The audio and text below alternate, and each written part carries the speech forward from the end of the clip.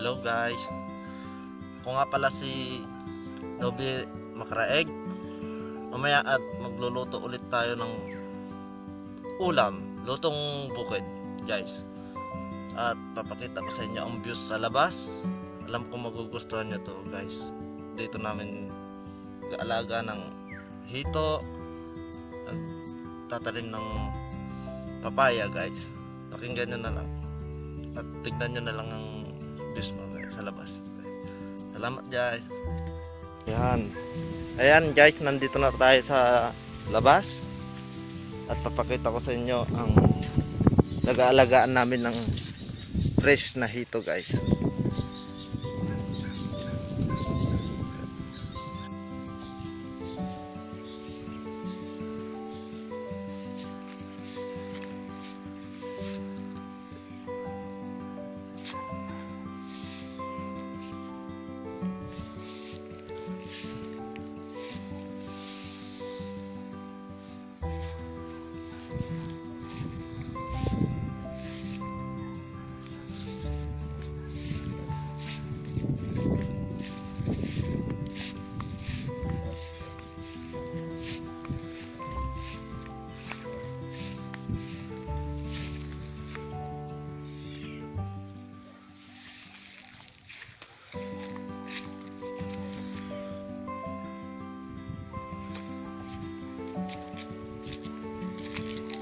Ito po ay nasa 215 puno ng papaya guys.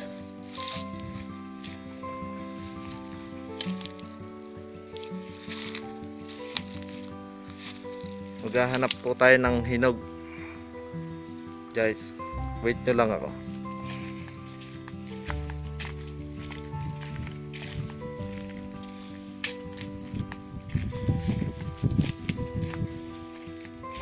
Lang guys, medyo masukal dito sa atin.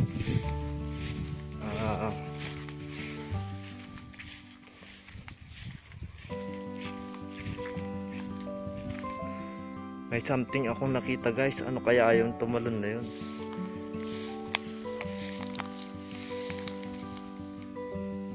May ibon dito guys. Ayun, katago. Kakatakot guys, baka mamaya may ahas. Hirap humanap ng hinog guys. Masukal kasi ang ating daan.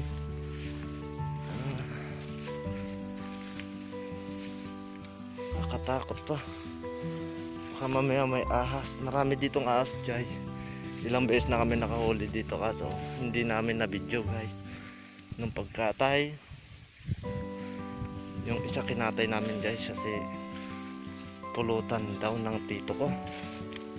Hindi namin na video guys at kailan lang ako nag-umpisang nag video. Saan kaya tayo makakahanap ng hinog? Ito matamis to guys. Matamis ang bunga ng papaya na to.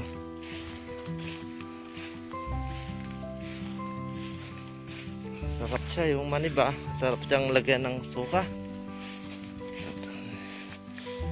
Sana guys, medyo masukal dito sa daan natin. Sobrang init pa. Ayan guys, wait a minute. Ay 5 minuto na tayo naglalakad dito. Tignan nyo ang views, malawak na papayahan niya. May isda doon, hito dyan doon sa may mangga, sa pang dulong mangga andun papaya nakatanim. Yun, may hinog guys, may hinog oh. Kaya lang kaliit. Magtingin tayo ng iba guys kasi karamihan sa papaya tinutukan ng ibon, mga hinog. Hanap tayo, makachamba tayo guys. Tignan nyo ang daan guys. Napakasukal, dati kalinis na ito. Nalilinis namin. Ayun, hindi na maharap at Nag-harvest siya ng hito. Mamaya mag-harvest kami guys. Panoorin niyo ang video namin ng pag-harvest ng hito. Sayang guys. Kaso insekto. Ayan, na-insekto. Ayan, oh. Binubutas nila ang hinog. Ayan guys, oh. Sira-sira na. Insekto. Kaya wala tayo siguro makuhang hinog. Ayan. Ang lalaki na ito guys. Alam niyo kung ilang kilo to guys. Ito ay may kilong 3.5. Pag in-harvest to guys, papakita ko sa inyo kung ilang kilo na itong malaki na.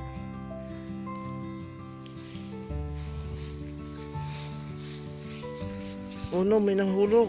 Sayang, kalaki. Oh guys, sayang, bakit nahulog? Dapat kailangan siguro ng syuglo para idikit, no? Ay, hindi, mali. Guys, pinulot ko para pag may humingi mamaya, ibibigay na lang natin. Sayang. May 10 minutes na tayo naglalakad guys. Kaya lang, wala talaga tayong makitang hinog. Ito guys, dyan kami mangunghuli mamaya ng harvest. Kukuha kami siguro ng 200 kilos mamaya guys. Panoorin nyo. Yan pa ang kabuuan ng papaya guys. Kung makikita nyo, ayan, napakarami pa. Hanggang doon pa yan guys. So matagal at ilang minuto na namang lalakarin. Ito ang gagamitin namin pang huli mamaya guys. Haba yan hanggang doon. Kala nyo lang walang laman. Fresh ito yan guys. Kung gusto nyo umorder, comment nyo lang ako sa baba guys. Thank you. Nandito na naman tayo sa kabila guys. Guys, ito, hindi tayo makahanap ng hinog. Ka-harvest lang kasi kahapon guys. Hindi rin na i-video kasi nag-deliver ako ng hito. Kala in-harvest namin. Dineliver ako sa Kanding Falls. Kaya next time guys, pupunta tayo doon, magbo-vlog, magta-travel vlog tayo. Ayun mataas at may falls tatlo. Pag nag-travel vlog tayo.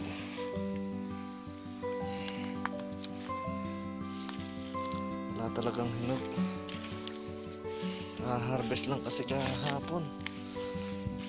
Alam nyo guys, ilang kilong na po ang hito dito kahapon. Umabot ng 150 kilos. Oh guys, oh, laking insekto. Nakikita nyo yan. Grabe, laki oh. Sinakain, sinisira nilang hinog. Sayang. Sarap sana. Kaso puro insekto na sa loob. Ayan, bigo tayong nakakuha ng hinog guys. Wala nang hinog kasi kahapon na-harvest na. Na-deliver pa sa palengke. Next time na lang guys. Mamaya abangan nyo. Mag-harvest kami ng hito. At huwag nyo kakalimutan i-subscribe guys. Salamat guys.